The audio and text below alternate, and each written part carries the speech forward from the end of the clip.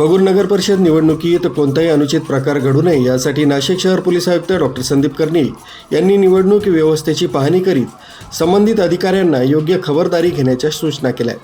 बगूर नगर परिषद निवडणुकीसाठी शुक्रवारी माघारीचा अंतिम दिवस असल्यानं येथल्या पोलीस स्टेशन बंदोबस्त तसंच निवडणूक नियोजनाची माहिती घेण्यासाठी पोलीस आयुक्त डॉक्टर संदीप कर्णिक यांनी बगूर नगर परिषद कार्यालयात निवडणूक निर्णय अधिकारी पंकज पवार, सहाय्यक निवडणूक निर्णय अधिकारी डॉक्टर सचिन कुमार पटेल यांची भेट घेत निवडणुकीचा आढावा घेतला.